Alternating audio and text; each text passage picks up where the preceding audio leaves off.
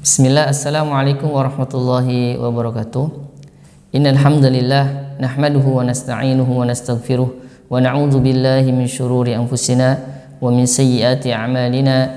Man yahdihillahu fala mudilla lahu wa man yudlil fala hadiya lahu. Asyhadu an la ilaha illallah wahdahu la syarika lah wa asyhadu anna Muhammadan 'abduhu wa rasuluh. Amma ba'd. Pendengar yang Allah muliakan, ikhwan wal akhwat, azanallahu wa yakum. Alhamdulillah, segala puji hanya milik Allah Rabb semesta alam atas limpahan karunia dan nikmat yang Allah berikan kepada kita semua, sehingga pada kesempatan kali ini kita bisa melanjutkan kajian akhlak. Dan insyaallah ta'ala pada kesempatan kali ini kita masuk pada sifat al-ithar. Salat dan salam semoga Allah limpah curahkan kepada Nabi kita Muhammad sallallahu alaihi wasallam yang merupakan suri tauladan kita, uswatun hasanah, beserta keluarganya, para sahabatnya, dan para pengikut yang istiqomah di atas sunnahnya yang mulia alaihi salatu wassalam. Pendengar yang Allah muliakan, tema kali ini tentang ithar. Al-ithar secara bahasa, ithar diambil dari kata kerja athara yu'siru isaron, yang artinya at-taqdim, yaitu mendahulukan atau yang didahulukan. Wal ikhtiyar, pilihan, ya, yang dipilih. Wal ikhtisas, yang dikhususkan atau pengkhususan. Adapun al-ithar secara istilah syar'i, taqdimul ghair ala nafs, mendahulukan orang lain daripada dirinya, fin naf'il lahu, tujuannya adalah memberikan manfaat kepada orang tersebut, wa daf'i anhu, dan menolak sesuatu yang bisa merugikan orang tersebut. Dan di sini ikhwatul iman, azanallahu wa yakum, ikhwan dan akhwat yang Allah muliakan, ada tingkatan tentang sifat ithar ini. Ya, di antaranya yaitu tingkatan yang pertama, ya, tingkatan yang paling rendah yang menuju kepada ithar, yakni as-sakha. Apa itu as-sakha? As-sakha adalah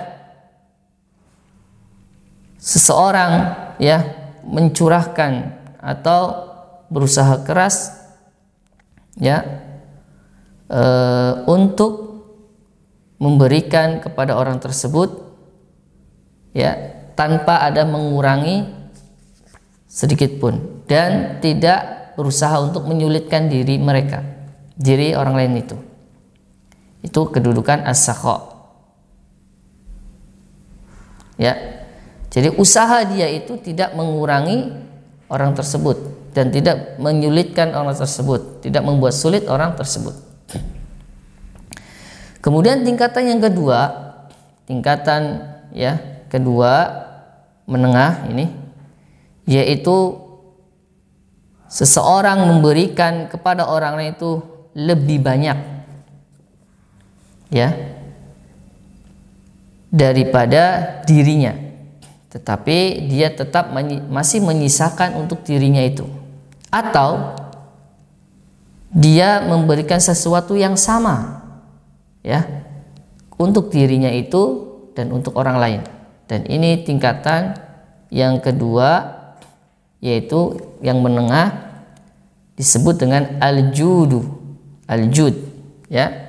Contoh sederhananya adalah misalkan kita punya sepotong roti yang kemudian ada teman kita, ya, kemudian kita bagikan potongan roti itu kepada teman kita. bisa ukurannya itu untuk orang lain yang lebih banyak, misalkan 3/4-nya, 1/4-nya buat kita, atau dengan ukuran yang sama kadarnya, setengah-setengah.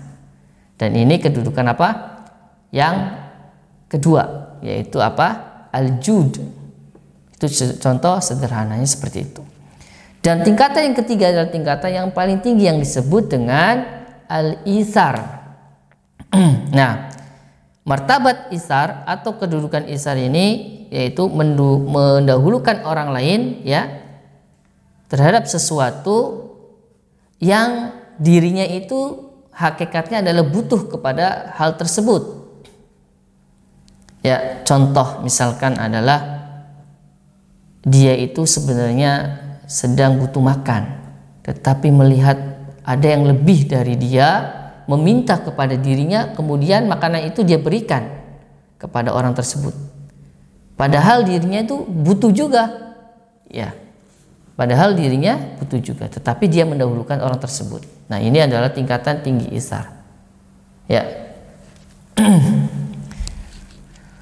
Allah tabaraka wa taala dan Nabi sallallahu alaihi wasallam ya memotivasi kepada umatnya agar berbuat isar. Sebagaimana Allah firmankan ya, sifat isar yang Allah abadikan di dalam surat Al-Hasyr ayat 9 tentang isarnya siapa? Kaum Ansor terhadap kaum Muhajirin.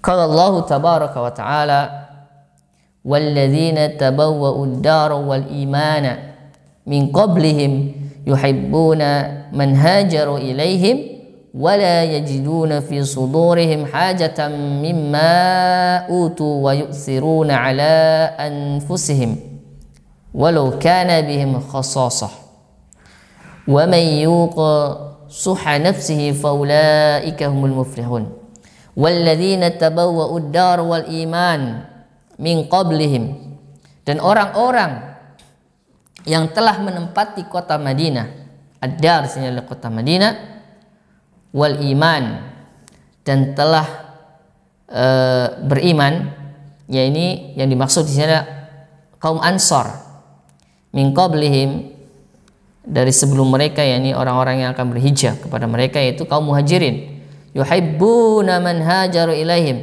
mereka ini kaum Ansor ini mencintai ya siapa? Orang-orang yang hijrah kepada mereka. Siapa itu? Kaum Muhajirin. Artinya mereka ini dari Mekah menuju ke Madinah. Ya, para sahabat yang ikut hijrah bersama Nabi karena keimanan, ya ikut hijrah ke Madinah. Wala yajiduna fi sudurihim hajah. Dan mereka ini kaum Ansor ini tidak ada menaruh keinginan dalam hati mereka terhadap mimma utu, ya mimma utu, dari apa yang telah diberikan kepada kaum Muhajirin ini, ya wa yu'siruna ala anfusihim, dan kaum Ansor ini berbuat isar, mendahulukan kaum Muhajirin daripada diri mereka sendiri, walau kana bihim khasasah. Ya, sementara kaum Muhajirin ini adalah termasuk orang yang butuh juga kepada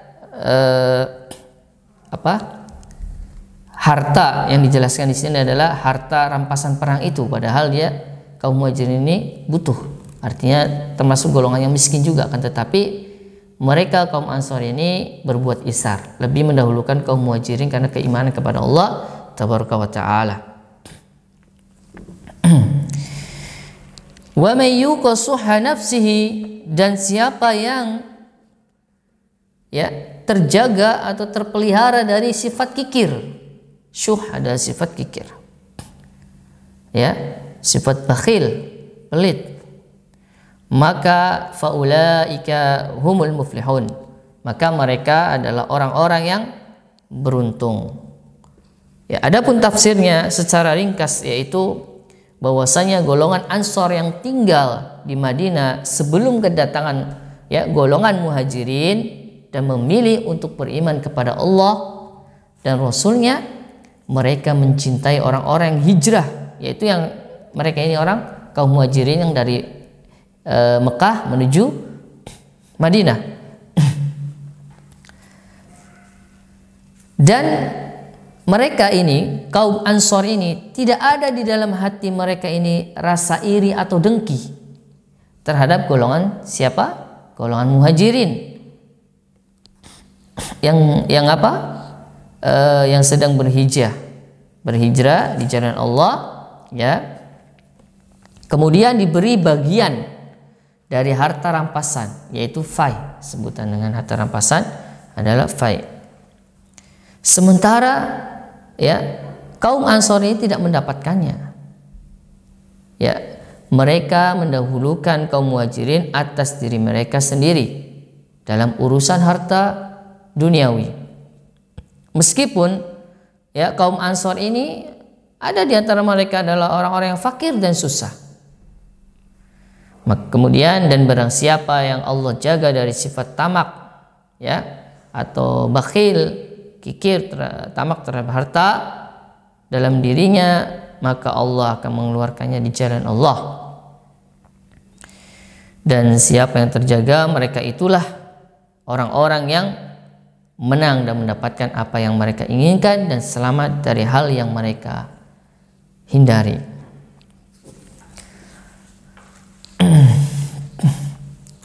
Dan firman Allah Ta'ala di dalam surat Al-Imran, Allah Ta'ala berfirman, "Lan tanalul birra hatta tunfiqu mimma tuhibbun wa ma tunfiqu min syai'in fa innallaha bihi alim."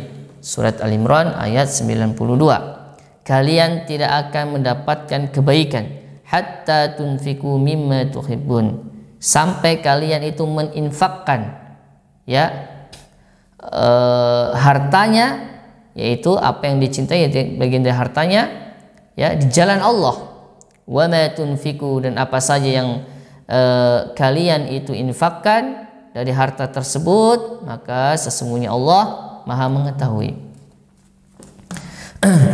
Dan ini adalah menunjukkan kepada kita bahwasannya, ya, tidaklah kita akan mendapatkan kedudukan yang tinggi di sisi Allah sampai kita menginfakkan hartanya di jalan Allah tabaraka wa taala, dan Allah Maha mengetahui terhadap niat-niat kita. Kemudian Allah juga akan membalas sedikit dan besarnya harta yang telah kita infakkan di jalan Allah tabaraka wa taala.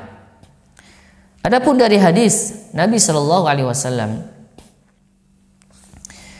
dari Abu Musa Al-Asy'ari radhiyallahu anhu qala, dari Abu Musa Al-Asy'ari, semoga Allah meridhoinya, berkata, qala Rasulullah sallallahu alaihi wasallam, Rasulullah sallallahu alaihi wasallam bersabda, innal asy'ariyin idza armalu, yakni yaitu orang-orang Al-Asy'ari, yakni dari kabilah Al-Asy'ariyah,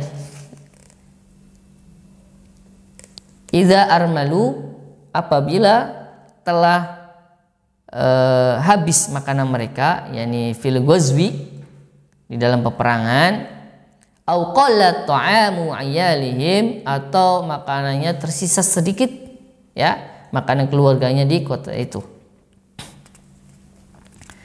bil Madinah, ya, ketika itu jama'u makana indahum, mereka ini menggabungkan apa yang mereka miliki, fi saubin wahid, digabungkan makanan-makanan yang tersisa, tinggal sedikit, ya. Ini kaumnya Al-Asy'ari, yakni Abu Musa.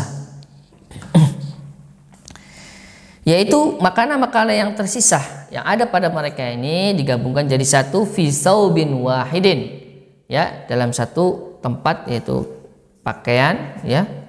Kemudian apa yang mereka lakukan? Perhatikan, summa iktasamuhu bainahum.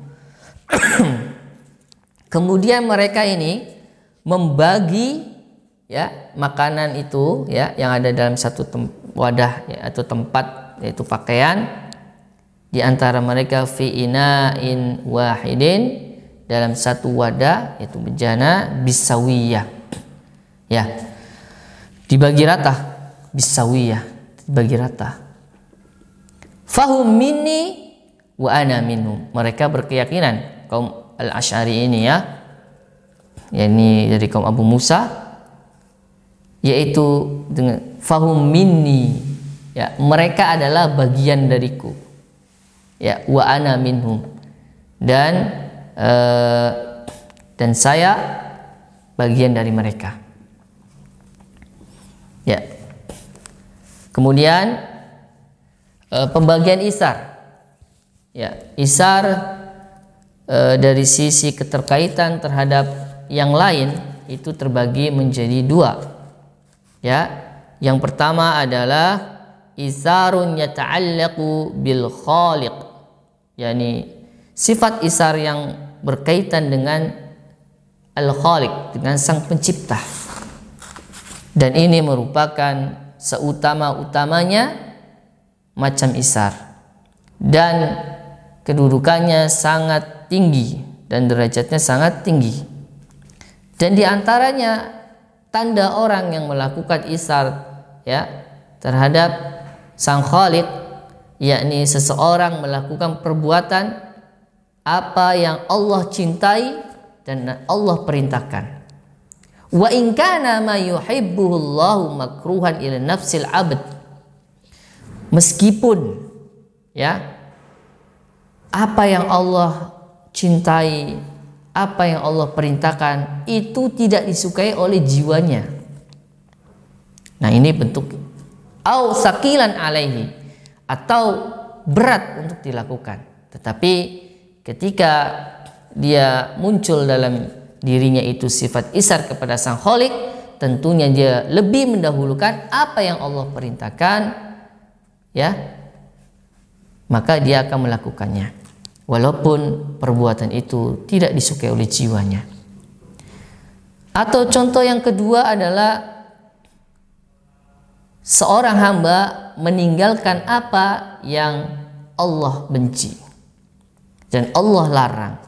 Wa in kana muhabbaban ilal mar'i tashtahihi nafsu wa targhabu fihi. Walaupun, ya, larangan itu atau hal tersebut yang Allah benci itu ini lebih dicukai atau dicintai oleh jiwanya, ya, yang jiwanya itu ingin, ya, menggapainya, tetapi karena sifat isar yang muncul pada dirinya terhadap Allah sang khaliq, maka dia tinggalkan larangan tersebut dan tinggalkan pula apa yang Allah benci dan Allah tidak suka, ya, meskipun dia itu perbuatan itu adalah dicintai dan disukai oleh dirinya itu, jiwanya. Kemudian yang kedua, ya, isar yang kedua adalah yang berkaitan dengan sesama makhluk. Nah, di sini ada beberapa tingkatan hukumnya. Yang pertama adalah al-mamnu, yang terlarang, isar yang terlarang secara syariat, ya, yaitu mendahulukan orang lain, ya, yang pada hakikatnya itu adalah wajib bagi dirinya secara syar'i. Maka isar ini adalah mendahulukan orang lain di dalam ketaatan kepada Allah, padahal dirinya juga diwajibkan. Nah, ini adalah yang terlarang, ya. Maka isar di dalam kewajiban-kewajiban syariat, ya, para ulama menyebutkan bahwasanya hukumnya adalah haram, tidak boleh, haram. Karena hal tersebut bisa atau konsekuensinya bisa menggugurkan kewajiban atas dirinya. Ya, jadi isar, kita mendahulukan kewajiban syariat terhadap orang lain, maka ini tidak boleh, ya, secara syar'i. Yang kedua adalah hukumnya makruh. Ya, hukumnya makruh, yaitu isar terhadap perkara-perkara yang mustahab, ya, tapi sebagian para ulama menghukumi makruh dan sebagian lagi para ulama menghukumi mubah. Dan di sini kondisinya adalah maka meninggalkan hal tersebut lebih utama daripada untuk kemaslahatannya. Ketiga adalah hukumnya mubah. Ya, terkadang hukum mubah ini bisa sesuatu yang mustahab, yang dianjurkan. Seperti ya, engkau mendahulukan orang lain ya daripada diri sendiri ya pada suatu perbuatan yang bukan ta'abudi ya, yang bukan ta'abud, bukan sifatnya adalah penghambaan diri kepada Allah, bukan ya, maka ini adalah mubah. Taib. Tetapi ya hukum yang ketiga ini ya, isar yang ketiga ini, yang hukum mubah ini adalah harus terpenuhi ya, harus terpenuhi beberapa syarat. Di antaranya orang yang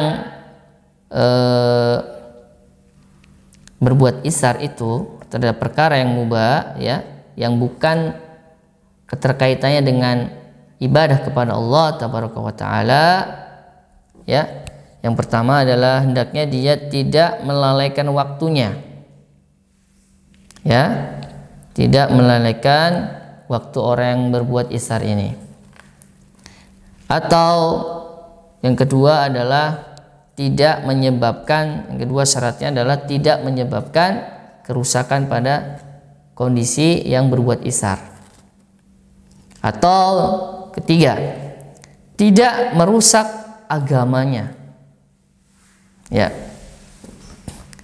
Kemudian tidak pula menjadikan sebab ya memutuskan dia untuk di jalan kebaikan. Nah,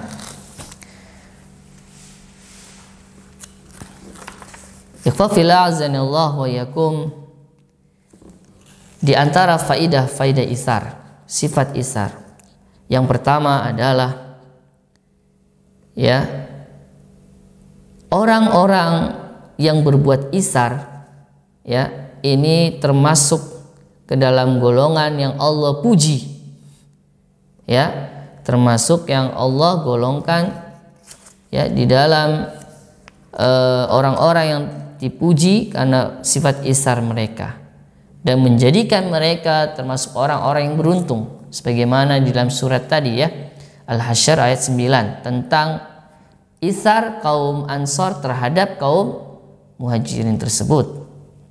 Yang kedua adalah, di antara faidah yang kedua dari sifat isar ya, jalan menuju kecintaan kepada Allah. Isar merupakan jalan menuju kepada kecintaan kepada Allah tabaraka wa taala, serta merupakan realisasi keimanan seseorang yang sempurna. Dan isar juga merupakan ya, seperti pemimpin bagi dirinya itu untuk ke arah akhlak-akhlak yang menggerakkan ya jiwa seorang itu ke arah akhlak yang karimah, yang mulia atau mahmudah, yang terpuji. Serta faidah yang kelima, isar itu bisa mendatangkan ya keberkahan di dalam makanan, harta maupun hal-hal yang dia miliki. Ketika dia berikan itu kepada orang lain itu ya, walaupun hajat dia, kebutuhan dia terhadap benda itu ada, tetapi dia lebih mendahulukan orang lain, maka ini akan memberikan keberkahan ya pada makanan, harta, serta hal-hal yang dia miliki. Dan keberadaan sifat isar bagi suatu masyarakat ini menunjukkan akan wujudnya atau adanya perasaan ta'awun, saling tolong menolong, wa takaful, saling bahu membahu ya, wal mawaddah, adanya kecintaan di antara mereka. Sedangkan hilangnya sifat isar dalam suatu masyarakat menunjukkan akan hilangnya, ya, hilangnya dasar-dasar yang bisa membangun, ya, masyarakat itu menjadi masyarakat yang beriman, yang kuat dan saling tolong menolong serta bahu membahu. Maka ketika sifat isar itu hilang dalam suatu masyarakat, maka hilang pula keimanan dalam masyarakat tersebut yang kuat. Ya, ikhwafil azanallah wa iyyakum, apa saja hal-hal yang bisa membantu untuk, ya, kita berbuat isar. Ya, di antaranya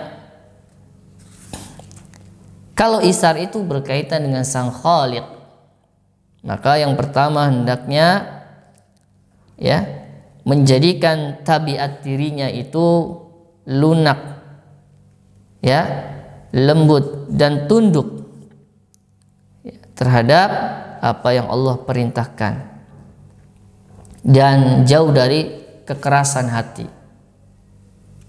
Dan ini akan membantu memudahkan dia untuk berbuat isar kepada Allah tabaraka wa ta'ala. Nah, yang kedua, hendaknya keimanan dirinya rasikhan fil qalbi wa yakinu qawiyan.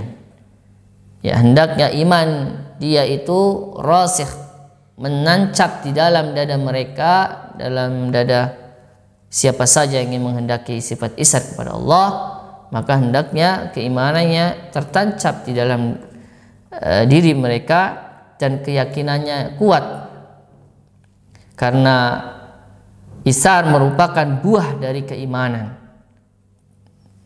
Dan yang ketiga adalah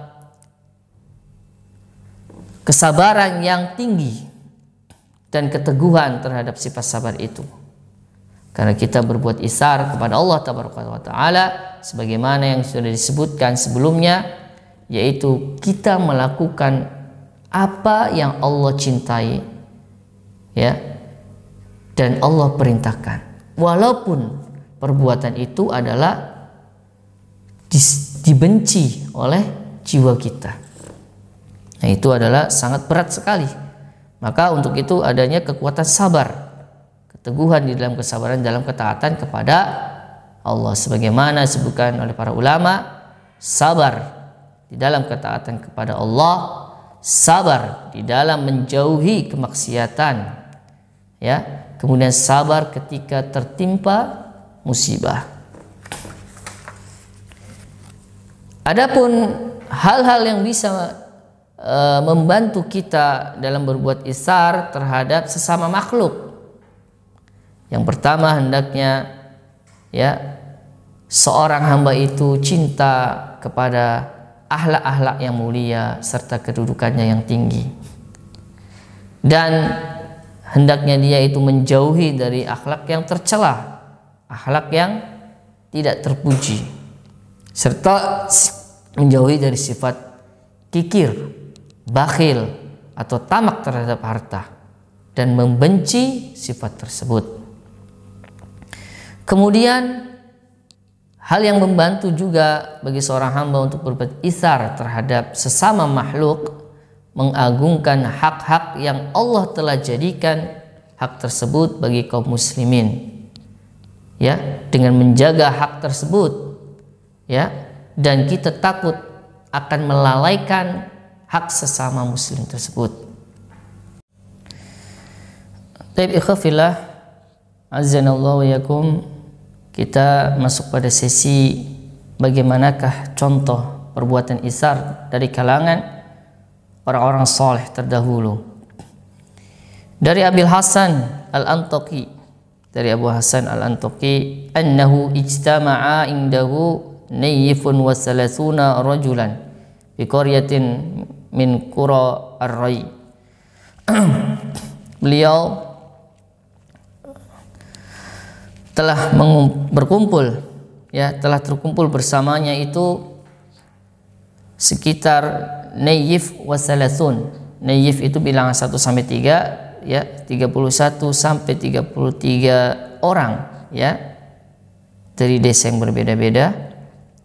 Wa ma'ahum argifatun ma'dudatun la tushbi'u jami'ahum.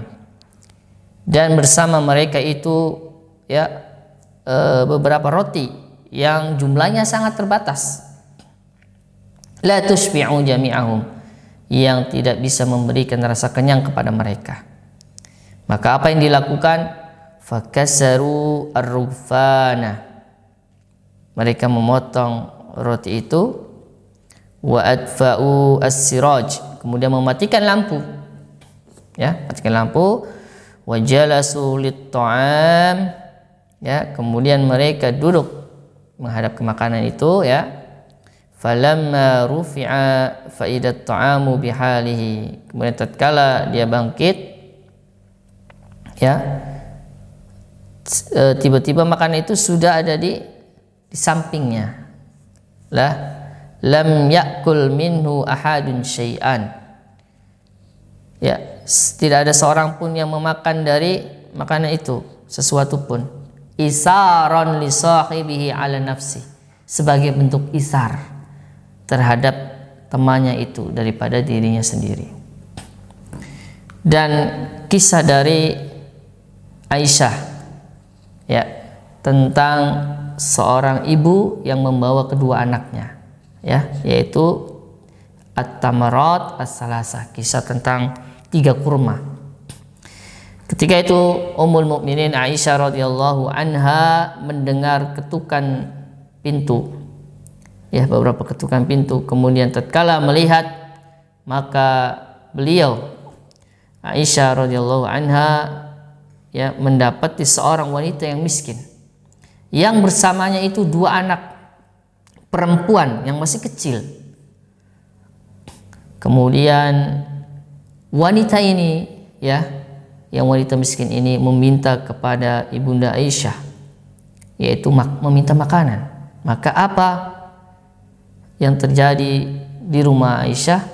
Ternyata seorang Ummul Mukminin yang tersisa hanya apa di rumah tersebut, di rumah Aisyah radhiyallahu anha, yaitu kecuali 3 tamar saja. Akhirnya Aisyah pun berbuat isar, mendahulukan, ya, 3 tamar itu untuk wanita tersebut yang membawa kedua anak itu. Akhirnya dihidangkan dan diberikan kepada wanita itu. Dan mulailah wanita ini mengambil dan mulai membagikan, ya, setiap anaknya itu 1 tamar, 1 kurma. Ada 3 tamar, ya. 2 tamar itu, 2 kurma itu untuk kedua anaknya dan 1-nya untuk dirinya sendiri. Ini isar dari Ummul Mukminin Aisyah radhiyallahu anha, ya, yang dimana kalau kita lihat tadi, ya, tidak ada makanan kecuali tersisa ada 3 tamar. Bagaimana isarnya Aisyah kepada wanita tersebut? Padahal Aisyah mungkin dia butuh juga, ya, mungkin dia lapar juga, tetapi Aisyah, Masya Allah, dan keimanan yang sungguh luar biasa, mendahulukan, ya, kepentingan orang lain yang lebih urgen, yakni wanita dengan kedua anaknya itu. Dan lebih menarik lagi, Aisyah takjub dengan perbuatan wanita ini, wanita miskin ini. Ternyata bukan hanya Aisyah, tetapi wanita ini juga menunjukkan sifat isar. Maka apa? Kita lihat tatkala 2 anak perempuannya ini makan 2 tamar, ya, masing-masing 1 tamar. Kemudian kedua anak perempuan ini melihat, ya, kurma yang ada di tangan ibunya itu. Sepertinya kedua anak ini masih lapar, ya, tanpa ada keraguan sedikit pun, ya, bagi ibu tersebut, langsung saja di 1 kurma itu dibelah menjadi 2 bagian, kemudian setengah buat anak yang pertama, setengah lagi buat anak yang kedua. Dan ibu ini lebih mendahulukan anak-anaknya daripada dirinya sendiri. Padahal ketika itu mungkin dia sangat lapar juga. Maka hal ini membuat Ummul Mukminin Aisyah takjub ya dengan amalan itu. Pertama kalinya Aisyah melihat hal tersebut. Maka ya ketika Nabi SAW datang, Aisyah pun menceritakan, ya Aisyah menceritakan peristiwa tadi kepada Nabi SAW. Maka Nabi SAW ya yang menunjukkan sifat tadi itu ya, sifat isar tadi, maka Nabi SAW pun bersabda, innallaha qad aujaba laha biha al-jannah. Sesungguhnya Allah telah mewajibkan ya bagi perempuan itu masuk surga dengan sebab tadi ya isar tadi itu. Dan ikhwafil a'azainallahu wa yakum, di antara contoh ulama mutaakhirin ya, yaitu disebutkan di sini, yaitu yang dikatakan oleh Muhammad bin Musa bercerita tentang Syekh bin Baz rahimahullahu taala, walladzi biyadihi laisa lahu, dan setiap apa yang ada di tangannya itu bukan miliknya, walau su'il masu'il, ya jikalau diminta ya maka dia artinya enggan untuk menolak gitu ya. Farubbama su'ila malan fa'atahu, ya terkadang diminta harta, beliau Syekh bin Baz rahimahullah memberikan harta itu. Warubbama atatsu hadiyah fil majlis fasa'alahu ahadul hadirin iyyaha fa'ataha iyyahu. Dan kadang hadiah itu datang kepada Syekh bin Baz di dalam suatu majelis, kemudian ada salah satu yang hadirin ya yang datang di majelis beliau itu meminta hadiah itu. Maka apa yang dilakukan Syekh bin Baz? Memberikan hadiah itu kepada yang si peminta itu. Bal katsiran ma yabtadiru man bijanibihi bil hadiyah. Bahkan banyak orang yang mendatangi beliau dengan ya orang terdekat ya, yaitu memberikan hadiah kepada Syekh bin Baz, yang diserahkan kepada Syekh bin Baz. Tapi ya sebagaimana yang dilakukan oleh Syekh bin Baz ya, ketika ada salah satu dari jamaah meminta hadiah ya, maka Syekh bin Baz pun tanpa ada ragu untuk memberikan hadiah itu. Barubbama su'ila aba'atahu ya, atau terkadang diminta aba'ah allati yalbasuha, aba'ah ya baju ini seperti baju khusus para ulama itu ya, jubah khusus para ulama, yaitu yang dipakainya fa'ataha man sa'alahu iyyah ya, yaitu dia berikan juga yang sedang dia pakai itu, diberikan juga kepada orang yang meminta tersebut. Dan itulah contoh isar dari kalangan orang-orang soleh terdahulu maupun ulama kita ya al-mutaakhirin. Ikhwafil a'azanallahu yakum, pendengar yang Allah muliakan, ikhwan dan akhwat, semoga kajian akhlak tentang isar ini bisa memberikan motivasi kepada kita semua agar kita bisa merealisasikan dalam kehidupan kita sehari-hari.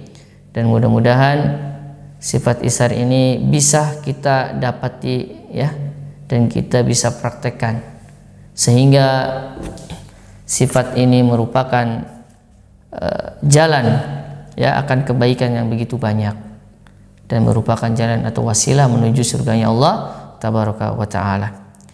Wa akhiru da'wana alhamdulillah. Wassalamualaikum warahmatullahi wabarakatuh. Subhanaka Allahumma wa bihamdika asyhadu an la ilaha illa anta astaghfiruka wa atubu ilaik.